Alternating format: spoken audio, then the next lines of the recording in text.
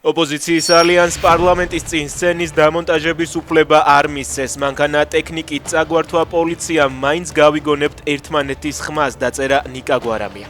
პოლიციის განმარტებით თავდაპირველი განცხადება, რომელიც ალიანსის წევრებმა შეიტანეს, დახარვეს და განახლებული განცხადება კი 5 დღის ნაცვლად 1 დღით ადრე შეიტანეს.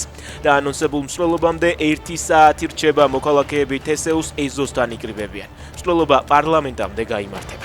ტრამპის მილოცვა საქართველოს მოქალაქეებს ამერიკის შეერთებული შტატების სახელით ქართველ ხალხს ვლოცავ ეროვნულ დღესასწაულს წერს ამერიკის პრეზიდენტი ყაველაშვილისთვის გაგზავნილ მისალოც წერილში.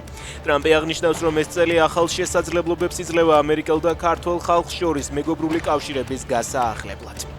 ოცნების პროპაგანდისტულმა იმედმა ივანიშვილი მერაბ კოსტავასა და ზვიად გამსახურდიასთან ერთად დამოუკიდებლობის აღმდგენად გამოაცხადა. ტელევიზიამ დამოუკიდებლობის აღდგენის 35 წლის თავის მიძღვნილ ქარტზე კოსტავას, გამსახურდიასა და ივანიშვილის გრაფიკულად დამუშავებული ფოტო დადო. ამას საზოგადოების მწვავე რეაქცია მოჰყვა. სომხეთმა და ამერიკამ ყოვლის მომცველი სტრატეგიული პარტნიორობის ქარტია გააფორმეს. დოკუმენტს ხელი ერევანში ვიზიტით მყოფმა სახელმწიფო მდივანმა რუბიომ და სომხეთის საგარეო საქმეთა მინისტრმა მოაწერეს.